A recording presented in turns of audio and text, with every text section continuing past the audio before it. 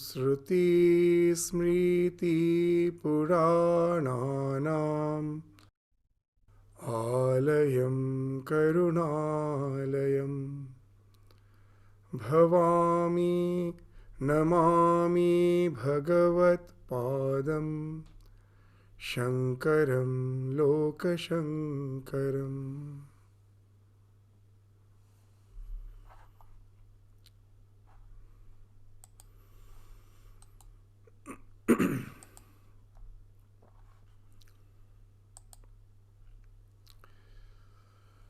So, in the last class, we were describing the verse, the stotra, which deals with the definition of mumukshutva, the yearning for liberation.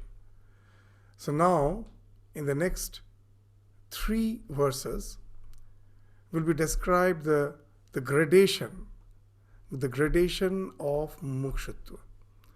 That yearning for liberation, it's not that it's same for all. It may be something which is very torpid, it's not very prominent, or it may be mediocre, or it may be very intense.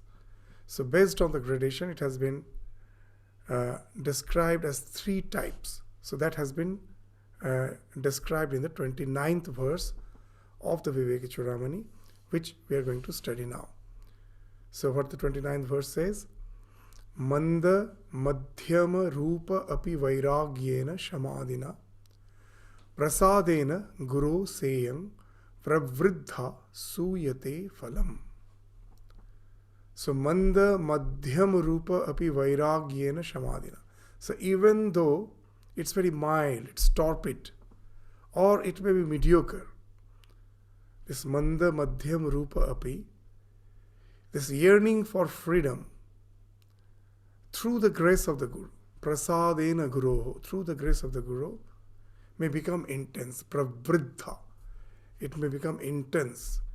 It may get much more amplified by the grace of the Guru. So, how it is possible? By the grace of the Guru, that renunciation is, of course, it has to be there. This renunciation, by means of renunciation, calmness, and so on. So, we have studied that what are the various practices. It starts with Viveka, that the discrimination between the real and the unreal, followed by Vairagya. Once I discriminate between the real and the unreal, henceforth comes renunciation. Once I know what is unreal, I renounce the unreal and try to identify myself with the real. That speaks of Vairagya, that renouncing the unreal. And then it was followed by Shama Damadi Shat Sampatti, that practicing of the calmness of the mind, Shama, restraint of the senses, Dhamma, Uparati, where the mind always tries to project out, that by repeated practice I try to withdraw in, that is Uparati. Titiksha is to forbear all the dualities of life, the feelings that in our life we find, as per the situation of life, our emotions, our feelings are bound to be either something happy or something very dejected. We may be dejected or we may be very elated. So all those dualities we have to forbear. We have to try not to get agitated by them. That was the practice of Titiksha. Shraddha, to have faith in the words of the Guru, in the words of the scripture. Samadhi, this all entail in the absorption of mind in your object of meditation. And of course, at the last practice was mumukshutvam. The practice that is not practice actually, it's a yearning. Unless you have yearning, the other practice can never become fruitful. So those are the things, by the grace of the Guru, once that you have this mumukshutvam, the yearning for liberation, it may be not very intense, it may be manda, it may be torpid, or it may be something which is like a mediocre. But with the grace of the Guru, the other practices starts becoming more effective, leading to intense, this yearning, intense mumukshutvam. So even though torpid and mediocre, the yearning for freedom, this mumukshutvam, through the grace of the Guru, prasadena Guru, will become intense by means of renunciation, calmness, and so on. So that's the sutra, sloka, which has been composed by Shankaracharya to make us aware of the gradations of the mumukshutvam. Now, what is manda vairagya? So we will find that in the Gospel of Sri Ramakrishna, this torpid or weak renunciation, in the words of Ramakrishna, it is markat vairagya. Markat means monkey. The monkey renunciation. So what that monkey renunciation means? It's a fake vairagya. Sometimes you will see the monkeys sitting quietly. So to a superficial eye, it may appear that the monkeys are as if meditating. Sri Ramakrishna used to say it is monkey meditation. That most probably it is sitting quietly, but if you have a look into its mind, you will find it is actually planning. It is planning to jump to someone's backyard orchard and to just have a feed of the this ripened bananas or something there. So it's planning whose house to attack next. So its mind is full of all those desires. So to a superficial eye, the monkeys are engaged in renunciation as if, because they live naked in the forest without any fixed home, so they appear like a renunciate. But in fact, they're only interested in sensual enjoyment. That's their intention. There's only an intention is a sensual enjoyment, and they will never give up that. So such show bottle of renunciation is called markata vairagya.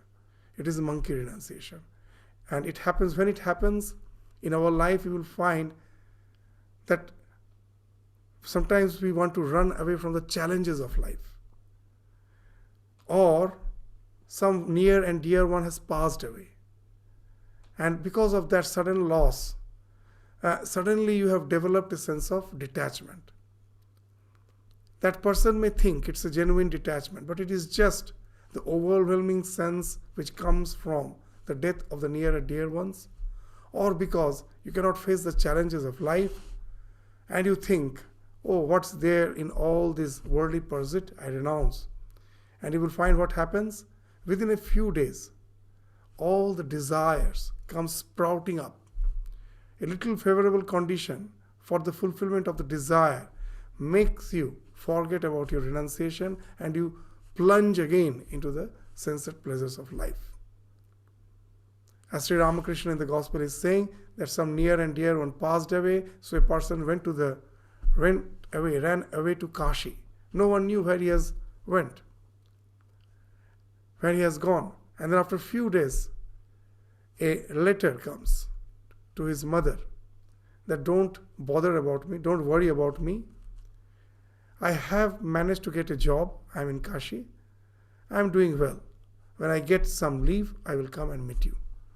So that's the renunciation which has been spoken of as manda vairagya. It's fake. What is madhyama vairagya? Mediocre renunciation. It's when one has developed to a certain extent detachment for the worldly attachments, for the worldly enjoyments. He has developed that detachment, but doesn't have the tremendous yearning for liberation. He doesn't have that yearning for liberation, so he or she is not much assiduous about the practices, spiritual practices. So a type of lethargy we will find has engrossed that person, as if enveloped him in some sort of darkness. It is this category of aspirants indicating whom Holy Mother used to say that if a sadhu, the sadhu hoye ar kichu na hok, ghumiye bajbe. That if a sadhu, even if he may not progress spiritually, at least this life he can lead a very peaceful life, he can have a very nice sleep. So what it speaks of? That tamas has came in the disguise of sattva. That yes, he has developed to a certain extent detachment for the worldly enjoyments of life, but he has no intense yearning for liberation. So a type of lethargy, torpidity, that sets in and doesn't allow him to progress spiritually. So that's the Madhya Vairagya. So here we find that the tamas actually is the appearance of sattva, but it is full of tamas. That's why Swami Vivekananda wanted that let the sadhus do some work, because most of them have not developed that intense renunciation. So what to do with the time? So Lord, let them serve the humanity as serving God, as the God is in each and every being, thinking, just always contemplating the divine within each and every being. Let him serve all the beings, Shiva Jnani, Jiva Sheva, so that he can balance his life. That whatever contemplation he does, along with that his work is there, he can balance. Instead of going into the deep tamas, he can have a wonderful balance of rajas and sattva. So through rajas we can gradually move on to sattva. But from sattva, the path to tamas is a very, very shortcut. So many you'll find for ages, many have been deluded, thinking that they have become sattvic, actually resorts to a type of tamasikata, a type of this dull, lazy life. So that happens when one has vairagya is madhyam. And what is that intense vairagya, prabridha vairagya? Well, it happens with the grace of the Guru, that's being mentioned. Prasadena Guru. It's not something which we can achieve by our own endeavor. So it happens by the grace of the Guru. We will find there are many examples in the history of our spiritual literature, in the religious history, in the life of Chaitanya Mahaprabhu. It was a very interesting episode that he was a well-renowned scholar in those days at Navadvip. He had no inclination for spirituality. Actually, those who were practicing the devotional mode of worship, he used to go and make sarcastic remarks. He used to go and tease them. People of devotional temperament were afraid of him. Seeing him, they used to run away. But at the same time, he was a very, very well-known scholar in Nyaya philosophy. So one day we find in Navadvip one monk who is a devotee of Krishna. He arrives and he is in search of a Sanskrit scholar. Why is he in search of a Sanskrit scholar? Because he has written some divine play, that's written the divine play of Krishna, the life of Krishna in Sanskrit, but he himself knows that he is not very good in Sanskrit. So there may be a lot of mistakes, grammatical mistakes. So he wants someone to do the proofreading and edit it and correct it. So someone told that there is this Chaitanya, this Mahaprabhu. At that time, of course, he was not known as Mahaprabhu. He was Vishwambhar. So someone told that you go to this Vishwambhar. He is a scholar of Sanskrit. He can most probably help you. So when he approaches Chaitanya Mahaprabhu, he at the very onset denies. He says, I have no interest in all this life of Krishna and all. So then he is humbly requested, Ishwar Puri humbly requested, it's not that I want to read you the life of Krishna. It's just to do the grammatical corrections. I have heard that you are a Pandit, so please will you go through it and do the grammatical corrections. And after going through it, we find Chaitanya Mahaprabhu is transformed. It's totally transformed. He has become mad for the love of the God, for Krishna. his life has totally transformed. The one who was always criticizing the devotees, he himself became a devotee of Krishna with that overwhelming love. So, just by going through that book, that script which depicts the life of Krishna. So that's what we were speaking of, the grace of Guru. It doesn't happen accidentally. Sri Ramakrishna used to say very nicely that most probably the devotion was hidden. It was required, a little spark was required to bring out that devotion which was hidden in his subconscious mind. Ramakrishna used to say it very nicely. Suppose in a garden, someone is just digging the garden, the soil of the garden, not knowing that there is a water, there's a pipe, there's a water pipe just going beneath it. So accidentally the person, while digging the soil of the garden, strikes that pipe and the water starts coming out in fountains. So similarly, this flow of the devotion was there in his heart. It just needed a particular strike, a particular touch by which that it can sprout out. And that happened in the life of Mahaprabhu. So that's why you see the scriptures they have mentioned that Guru, the grace of the Guru is amogha. Suddenly that yearning will sprout out. We find in the life of Ramakrishna when Girish Ghosh is coming and complaining that will I remain just like this? Will no transformation happen in my life?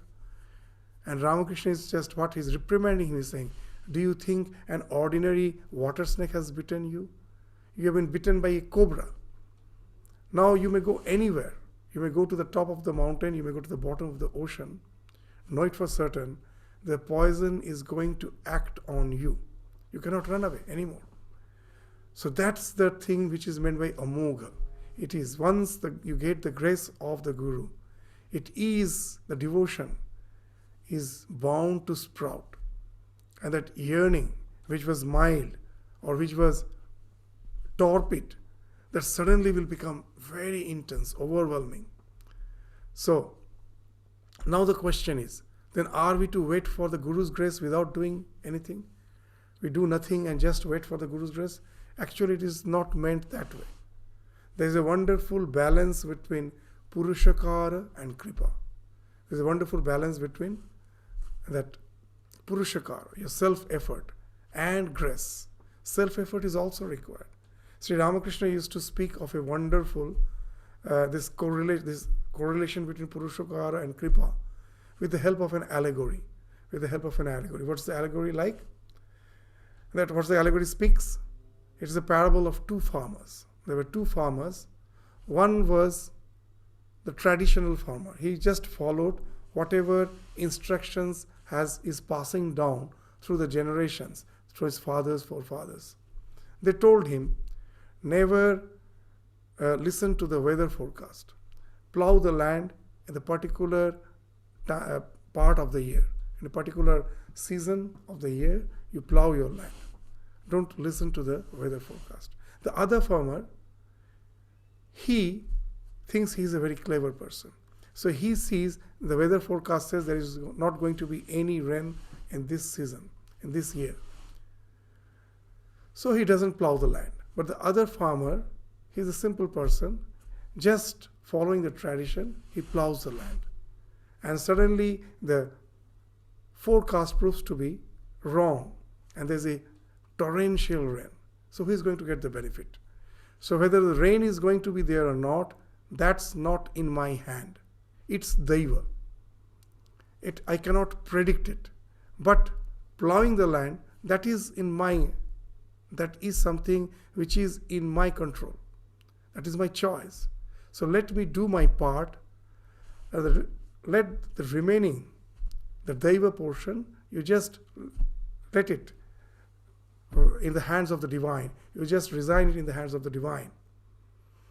So the one who has not plowed the land, he is not going to get the benefit of the rain, even if the rain is there.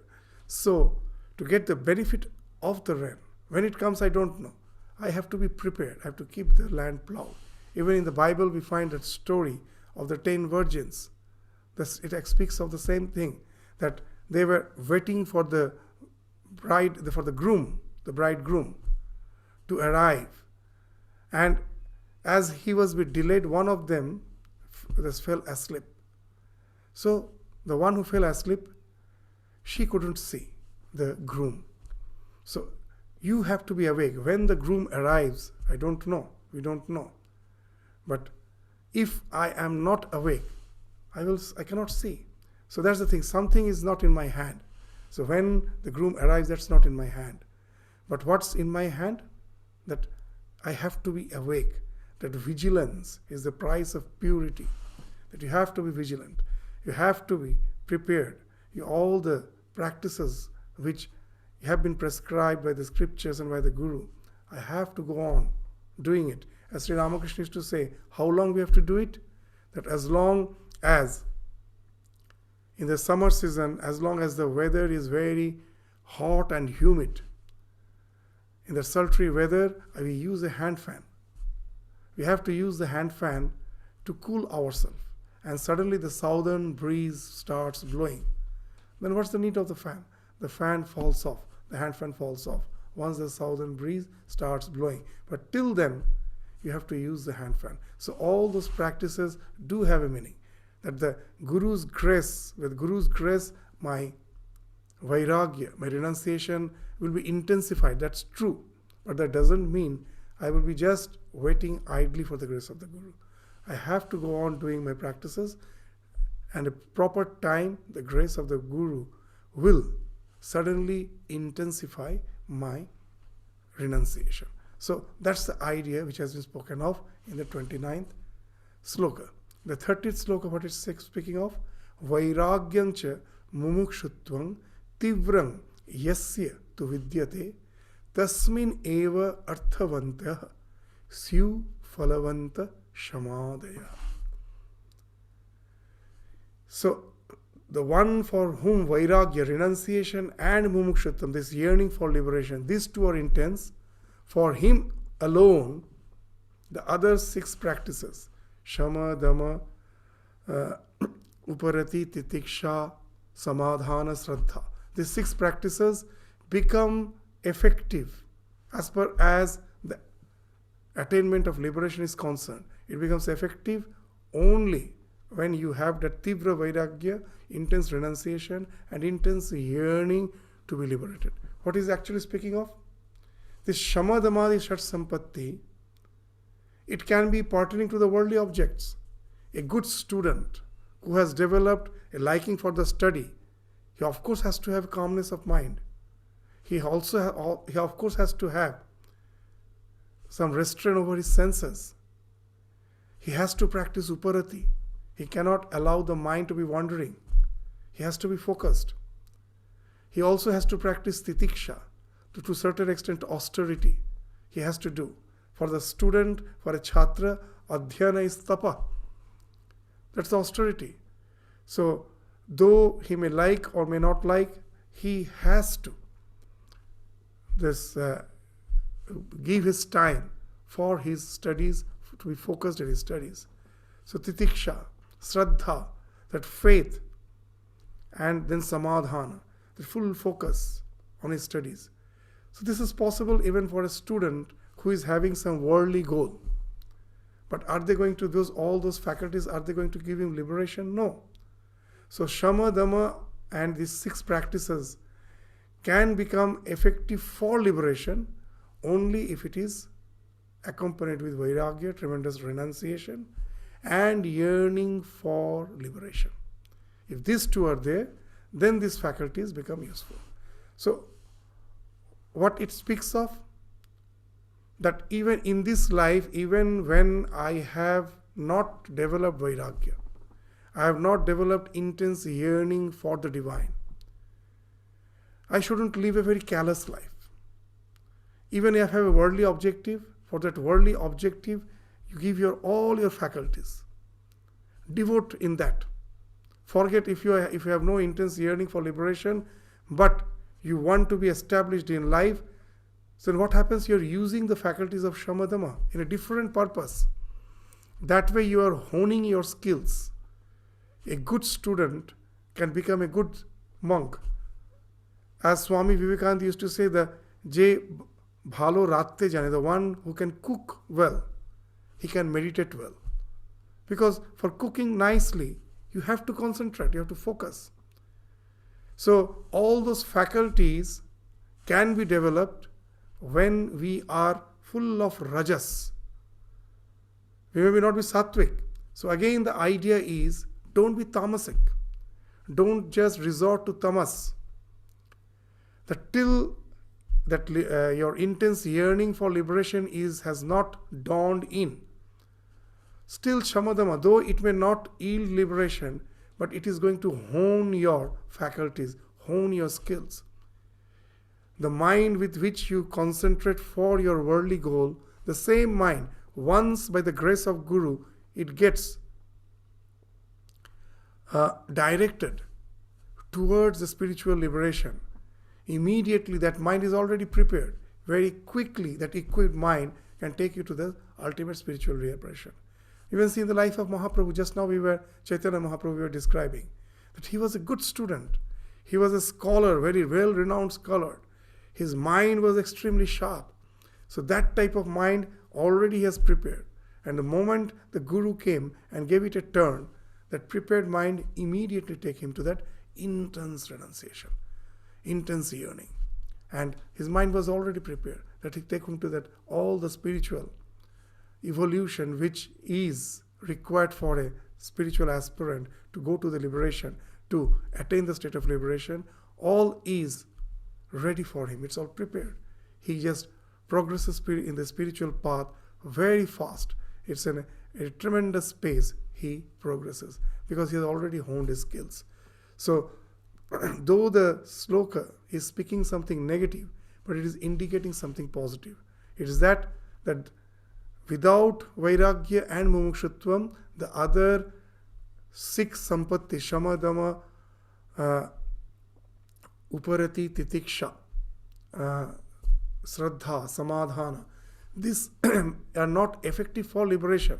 But that doesn't mean that they shouldn't be honed.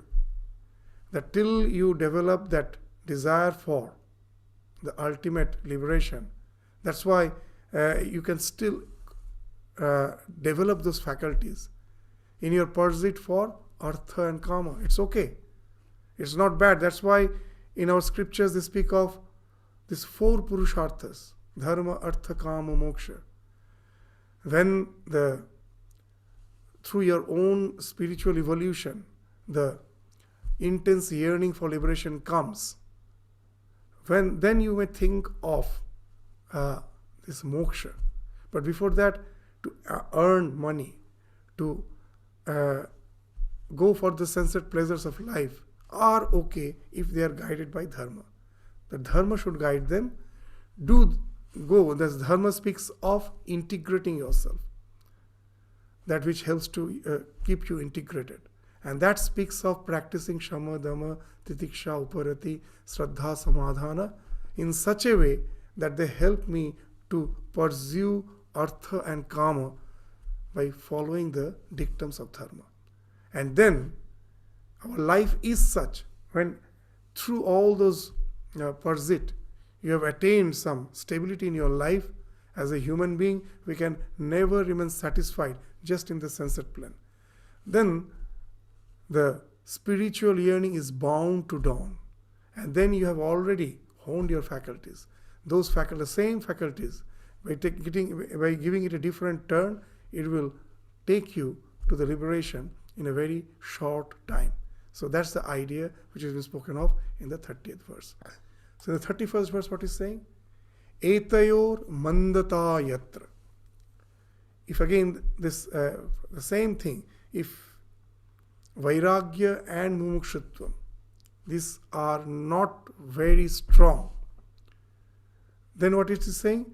Etayor mandata yatra viraktatva mumukshayo marau salilavat tatra shamade bhana matrata. Marau shalilavat.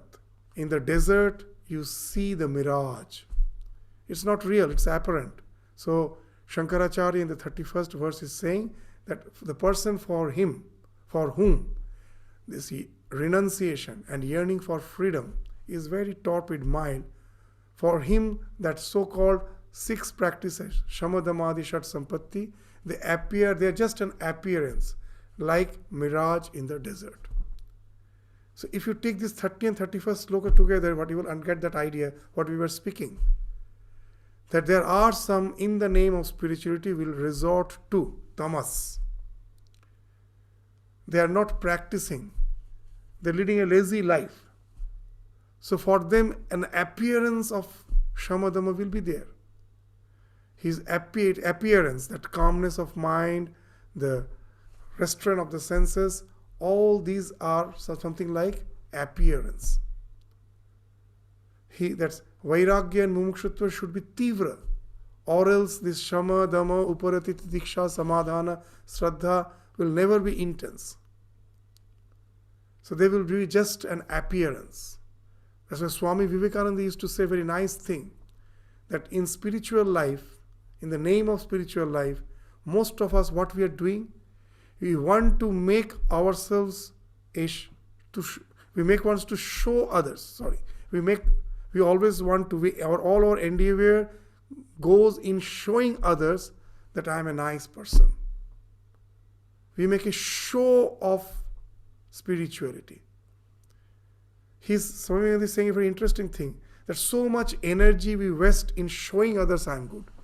If I would have used that same amount of energy in really transforming myself, I would have been a different person. But so much of energy we waste just to show the world that I am nice. So that's what happens when our vairagya is manda, when our yearning for liberation is manda. It is very torpid. We start making a show of religion. So how much energy are we wasting in showing others that we are religious, we are good? We would have been transformed if we really wanted to be good. So how this Tivra Vairagya helps us in developing Shamadhamadi? So that this example we have given in some other context so many times, that necessity alone can give us focus. Shama speaks of concentration, calmness of the mind. Samadhi speaks of focus of the mind. From where you get that focus? First, that calmness and that focus. From necessity. The necessity gives the focus. You know how? That example which we gave so many times. A surgeon, he is operating on a patient, just standing by the side of the operation table for 7 to 8 hours. He doesn't feel any discomfort. He doesn't feel hunger. He doesn't feel thirst. He's not tired. For 7-8 hours, he's standing, operating on the patient. Why he's not feeling all those bodily needs? Because his mind is focused. When the mind gets focused, first your external distractions, they fall off. Then all your bodily feelings starts falling off. Because when the mind is focused in something, it in no way can process something else. The more the mind is focused, the mind has a limited power of processing information. The more you focus it, it cannot process the other informations. They start falling off. The external distractions, even the bodily feelings. So the focus is, because of this tremendous focus, all his bodily feelings has fallen off. For 8 hours, 9 hours, he is operating. Why that focus has developed? Out of necessity. What's the necessity? He knows that a little mistake will be at the cost of the life of the patient. So he's very, very careful when he's operating on the patient. So the necessity gives him the focus. So here also, the one who has developed that sense of necessity, which speaks of mumukshutva. If you know the world is unreal, if you all know that the world is unreal, consciousness, we are essentially the conscious principle. To be attuned to that is the only goal of life. That can give us eternal happiness, eternal bliss. If we are so sure about it, that should give us a sense of purpose, a tremendous sense of necessity. And then this Shama Dhamma are bound to follow. If you have not developed a sense of necessity, as Sri Ramakrishna used to say, that think of a thief sitting in a room by the side of a storeroom which is locked. There is a storeroom which is locked and he knows it is full of gold bricks. Can he sit there just quietly? He will be restless. When I get the chance to break that and get this treasure. So if I know that we in the core of our being, the treasure is hidden. Once we get it, once we get identified with it, we get rid of all the so-called dukkha, the sufferings of life. How can we just sitting calm without feeling that tremendous agitation like that thief, and constantly feeling that how we can break this bond of ignorance to get identified with my real nature. So that speaks of that mumukshutva. That necessity speaks of that mumukshutva. So that alone gives you the focus, the shamadhamadi shar sampatti. And necessity arises only when you have tivra vairagya. So this, now you will understand that how vairagya, tivra vairagya and mumukshutva alone ensures the shamadhamadi shat sampatti. They follow. Otherwise they are just like a mere appearance. So that's why either you be full of rajas, go for the worldly pursuit.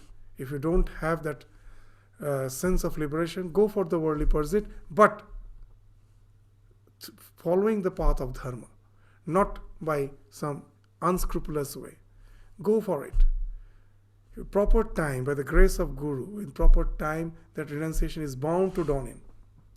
And then you have all the own faculties with which you can go for the pursuit for liberation. Otherwise, till I have not developed this intense yearning for liberation, and I make a show of renunciation and spend my life lazily, then when proper time comes, I haven't hold my skills. They are not going to help me.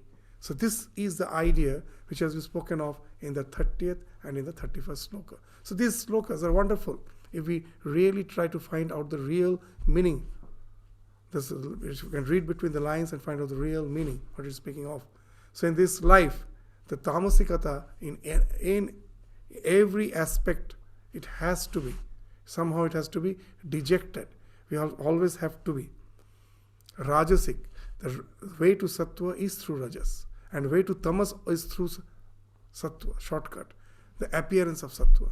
So we shouldn't fool ourselves.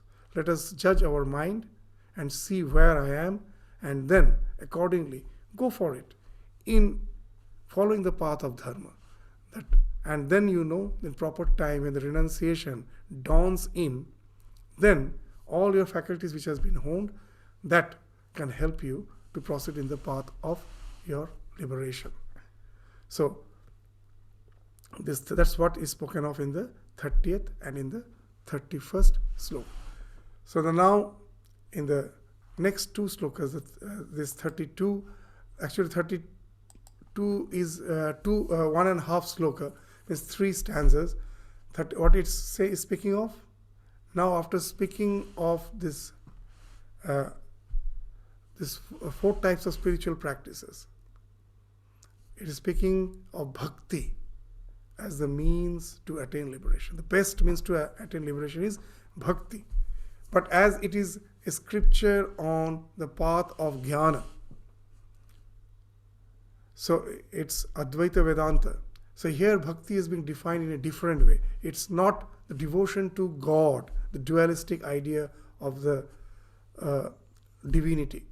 Here it's the idea of bhakti means your tremendous devotion in the practice of this, what you say, swaswarupa sandhana, in the to find out the essence of your being. The devotion in your practice to find the essence of your being is being defined as devotion. So it do have a very wonderful meaning. Let us first read the verse and then we will go to the discussion. Moksha karanam, the 32nd verse. Moksha karana samagryam bhaktireva gariyasi. That among all the various factors which results in moksha, liberation, bhakti is the supreme, gariyasi. Bhaktireva. Verily, know it for certain, bhakti alone is the supreme, gariyasi, is the best. And what is that bhakti? Swarupa anusandhanam. To find out the essence of your own being. This swarupa sandhanam. Seeking after one's own real nature. That has been iti bhakti iti abhidhiyate. That has been defined as bhakti. By some and by some others, swatma tattva anusandhanam bhakti iti apare jagu. Very little difference. And some others say it is not just seeking after one's real nature. It's actually the enquiry into the truth of one's own self, that is devotion. So you may say both are same. Yes, almost same. So what does this inquiry into the truth of one's self means? And what swaswarupa anusandhana? This means swatma tattva anusandhana, what it means, and swaswarupa anusandhana, what it means.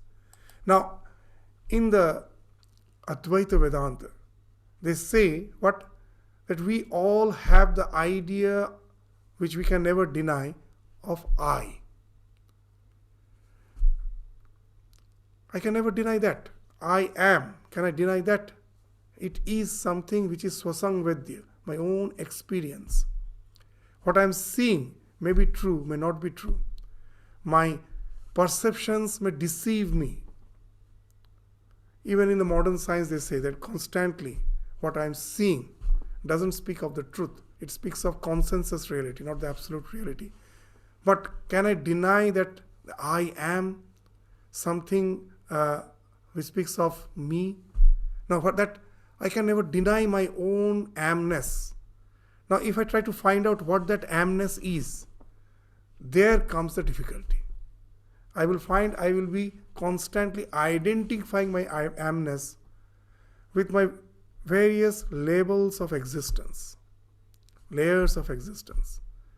I identify my amness with the physical body. So, but I think I am the body. But am I the body? If I am the body, then what happens if, because of some surgery, most probably one of my limbs has to be amputated? Do I feel that I am now 70% of my I? Still I am full I. In an accident, you lose your limb. Do you feel that you are just 70% I? You are I. When I was a young boy, I am becoming old. Do I feel that my amness is just being reduced or changing? No, it's the same I. The same I who was the small boy is the one who is the grown person. Is the same I, which is the old man. The same I. So, it is a mistaken notion. We all can understand that this amness cannot be the body. Can it be my prana, the vitality? No. That when I am weak, then also feel I am.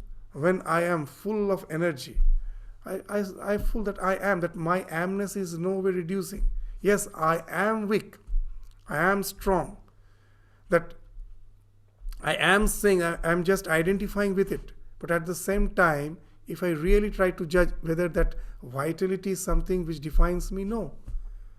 I never feel that when I am weak, that my amness is reduced. With the state of your mind, manomaya, whatever be the state of your mind, still you find your amness is something which is like a witness to all the states of your mind. It is not being affected. Vijnanamaya, among all the so many your choices in your mind, kartum, akartum, anyatha kartum, the mind is constantly vacillating whether I will do this or not. And then there is a nishchayatmika buddhi, something in your mind that gets convinced, yes, for me this is the way out. This is what I choose. This is what I decide. That nishchayatmika, that's again is with which we sometimes identify ourselves. So we will find that all, that Anandamaya, all these 5 koshas, we are identifying with them, thinking that my amness is that. But is it that? No. So this is by constant vichara. This is what has been spoken of as this Swa Atma Tattva Anusandhana. Through this Sa Atma Tattva Anusandhana, when you are searching yourself, at last, with the help of the scripture, with the help of the Guru, you come to the conclusion that you are the self which is witnessing all these various layers of existence. They exist because of you. In the words of Ramakrishna, after 1, you may go on adding 0. The value goes on increasing. Remove the 1, everything is 0. So all this, the entire existence, becomes meaningful because of that 1. Remove the 1, everything is 0. So that 1, the self, which I am not in any way identified with all these various layers of existence. When at last this Swa Atma Tattva Anusandhana leads you to Swaswarupa Anusandhana. At last you get established there. Then what happens? Then you constantly start meditating on yourself with the help of all the so-called Mahavakyas, like Aham Brahmasmi, that I am not this limited being, I am the infinite conscious principle, the non-local conscious principle, which is being reflected in this body-mind complex to give it an appearance of locality. Just like the sun getting reflected in the waves. In the small wave, there are thousands of waves. The one sun appears as thousands of suns. As reflected, they appear to be confined within the wave. Are they confined within the wave? No. Similarly, within the psychophysical existence, the same conscious principle is appearing as that limited individuality. But I am not that. I am the Brahman. So from Sa Atma Tattva Anusandhana, it leads to Swaswarupa Anusandhana. And then you start meditating upon it. And that has been defined as bhakti. When you attain that, that takes you to that ultimate liberation. And that's why Shankaracharya is saying that this is the supreme practice among all the practice. What actually is speaking of? This is actually the same thing, that how we develop bhakti, devotion. That even for a devotee, we say that love God. But is love something which I can resolve? Love doesn't depend on resolution. I just cannot take a resolution, I should love this and start loving it. Love something which flows from my heart. It cannot be resolved. Then how this devotion or love, which Shankaracharya is speaking of as the highest practice, how to develop that? So once through vichara, you get established in that idea that I am the self, which is the Brahman, which is one with Brahman. Now you start meditating upon it. This repetitive meditation leads to Brahmakara Vritti. And when in your mind that Vritti is constantly flowing, and that also not through your will, it becomes like a flow. And that's the wonderful thing. When your will gets converted into flow, that is devotion. We have discussed it so many times in our life. Anything which I love, which I like, how that love, that that liking, that obsession has developed, that out of necessity what I go on doing repeatedly, out of necessity. That when I do anything repeatedly, I am as if traversing through the mind in that one path again and again. Then what happens? A path is created in my mind. My mind gets wired. That's what they say. It's called neuroplasticity. Once it gets wired, as a path is created by repeated practice, by repeatedly doing the same thing, what happens? Now you forget the necessity. Once the path is created, just to traverse that path becomes your liking. The mind likes to go to that path again and again. All our worldly obsessions is actually because of this neuroplasticity. That the things which we have done again and again for lives together, that has become our very strong samskara. They have become the basal instincts. So, if that is the nature of the mind, if we do something now consciously, this Brahmakara vritti, what as we are doing, these all other obsessions, we have developed them because of ignorance. They are default in us. But now I can design. I have heard from the Guru, from the scriptures about the reality, and through Swaswarupa Sandhana, I am convinced of the fact. Now when you are meditating on it repeatedly, first through resolution, when you go on doing it again and again for days together, know it for certain, the same neuroplasticity of the mind will be effective here also.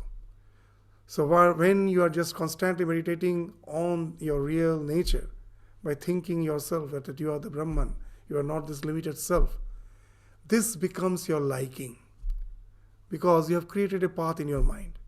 Now your meditation will enter a state of flow. The resolution is no more required. Bhakti is what? When your practice is out of love, not because of will. That most of us think meditation means that my mind is distracted, it is flowing in all directions. I have to force my mind to get concentrated. As long as we have to use that force, meditation can never be effective. That will has to get converted into devotion. It has to be a flow. Then only the meditation can become effective. And that's what is being spoken of as devotion. Here, even you will find that for a dualist, when he is thinking that God is I am, and he starts meditating on God, he is also doing the same thing. First he may not like, but he has taken a resolution.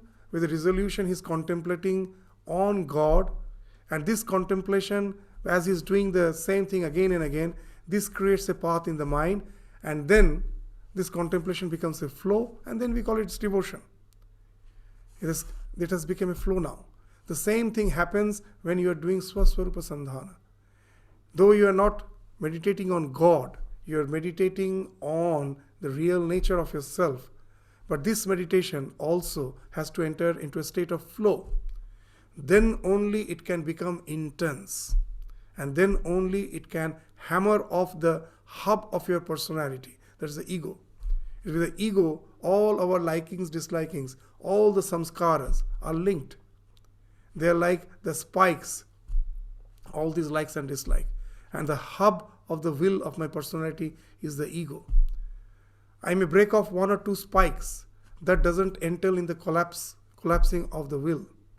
But if I can remove the hub, then the entire will collapses. So when this Brahmakara vritti has become a flow, constantly it's there. At last it gets rid of the ego. And once you get rid of the ego, immediately it takes you to that infinity. Very nice, some discourse I was hearing a few days back. See, if your personality is X and you divide it by, you have thousands of desires. So, the more that the division, if it is divided by 5 or 10, whatever it may be, the value gets reduced, isn't it? So, in spiritual life, what we are doing, we are first getting through Shamadamadi Shat Sampatti, we are getting rid of the distractions. So X divided by the factor by which you are dividing, its value is getting less and less. At last, what remains? Only one. That is your ego. Still, X by 1 gives you X. The idea of your limited personality is still there. Now that 1 also has gone, that ego has gone. Now X by 0, infinity. So once you can remove your ego, the same individuality becomes infinite. It becomes the Brahman. Atman is Brahman. That's Aham Brahmasmi, Tattvamasi. All speaks of that you immediately merge in that absolute. The moment you can get rid of your limited individuality. That's why we find when Swami Vivekananda was speaking of this idea of this non-local self, if this Advaita Vedanta, someone stood up and asked him, Swamiji, what happens to our individuality? And Swamiji's reply was, you are not yet individuals. You become individual only when you are one with the infinite. It's a very wonderful statement of Swamiji, that we become individual. Because now we are all individual. We can be divided. Or my amness can be divided into the Panchakosha, into so many distractions. So we are not individual. Individual means that which cannot be divided. We are all individuals. We can become individual only when we are one with the Absolute. And that x by 0 becomes infinite. The limited becomes infinite. So your reflection of the infinite in the psychophysical existence gives the idea of limitation. Once that idea of limitation is gone, you become one with that Absolute, which is infinite. And that's the idea which has been spoken of here, and that speaks of bhakti. Again, just see, the same bhakti which has been divided in the school of the dualistic religion, the same bhakti is being defined here by Shankaracharya. It's not the object which speaks of bhakti, on which you are meditating. It's actually the process which speaks of bhakti. Whatever you may be meditating on, that's not important. Has that meditation converted your will into a flow, so that whether you are willing or not, a constant thought, a constant flow is going on in your mind. Just as Ramakrishna used to say, that when you have a toothache, whatever you may be doing, you can never forget about that ache. It is always lingering there. You are always aware of it. Similarly, when your practice has entered that state where it's never forgotten, it's always there as a flow in the background of your mind, it has become spontaneous, then it has become a devotion. And when it has become a devotion, that intense practice alone can take you beyond this idea of limited individuality to merge you in that Absolute. And that's why this bhakti is the gariyas, is the supreme practice. Whatever you may be practicing, it should lead to bhakti. And then only it can enter in liberation. So that's what Shankaracharya is indicating in the 32nd sloka. So with this, now we have studied, but all this thing is possible only by the grace of Guru. Now who is Guru? How is grace, if it dawns on us, how it helps us? What's the efficacy power of Guru? That's the section Shankaracharya will be dealing in the next few verses, which we will study again in the next class of Vivekachudamani. So thank you all. Namaskars. So with this, we stop our discussion today. Namaskars. Thank you.